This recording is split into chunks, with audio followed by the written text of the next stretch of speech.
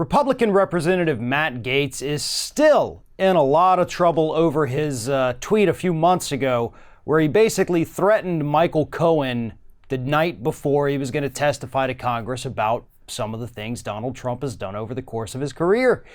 And now Matt Gaetz is being investigated by a House Ethics Subcommittee.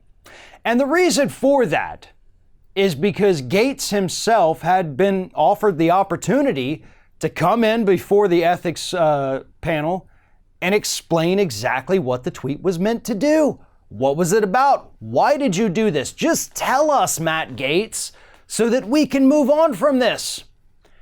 But Matt Gaetz said, no, I'm not gonna grant your interview request. I'm not going to talk to you about this. I don't have time to deal with this. And recently in an email statement, he said, if members of Congress want to spend their time psychoanalyzing my tweets, it's certainly their prerogative. I won't be joining them in the endeavor. Wow. Really seems like you could have just cleared all this up had you just gone and sat and talked to him about it, right? But you don't want to do that, because you know exactly what your tweet was designed to do. And in case anyone forgot, here is that tweet. Hey, at Michael Cohen 212, do your wife and father-in-law know about your girlfriends? Maybe tonight would be a good time for that chat. I wonder if she'll remain faithful when you're in prison. She's about to learn a lot.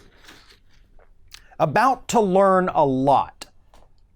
Now, that simple little phrase makes it seem like Matt Gaetz is about to spill some kind of beans about Michael Cohen. Again, this was the tweet from, I think it was back in February, the night before Cohen testified. Oh, they're going to learn a lot. Gaetz was ready to tell the whole world, unless Michael Cohen, of course, was going to play ball. Maybe he needed to have that talk with his wife and father-in-law. Or maybe he could just keep his trap shut about everything, and then Gaetz could keep his mouth shut about everything. And that's what this House Ethics Panel wants to figure out. Along with the Florida Bar too, because let's not forget that Matt Gaetz is also, for this particular tweet, under investigation by the Florida Bar Association for potential witness tampering. I think it's very clear at this point what Matt Gaetz' intentions were with the tweet. And that's what matters, the intent. He wanted to scare Michael Cohen into not spilling all the goods about Matt Gaetz' good buddy Donald Trump.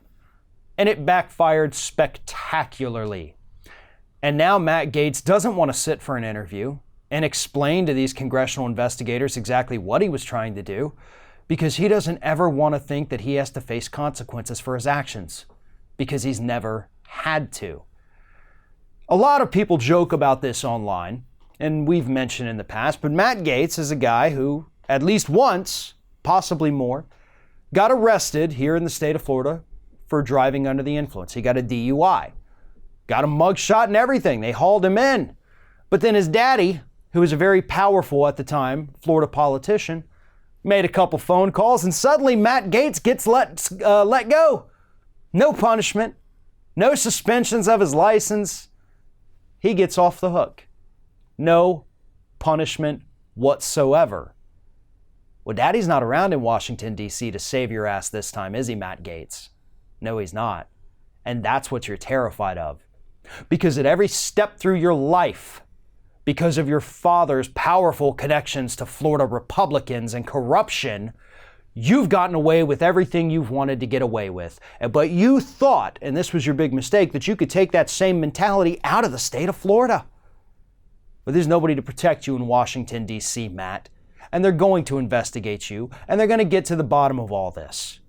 And I think you and I both understand where and how this investigation is going to end.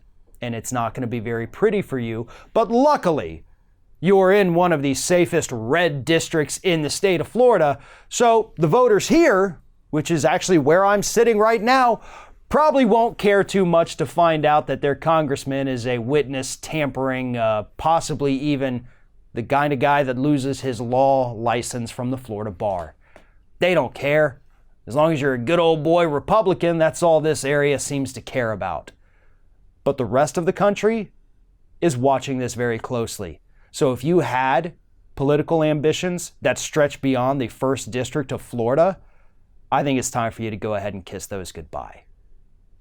Thanks for watching, everybody. And don't forget, if you like what you see here, like, comment, share, and subscribe to our channel. And now you can also become a member of Ring of Fire and get exclusive early access to certain Ring of Fire videos all throughout the week. Just click on the little join button right below the video.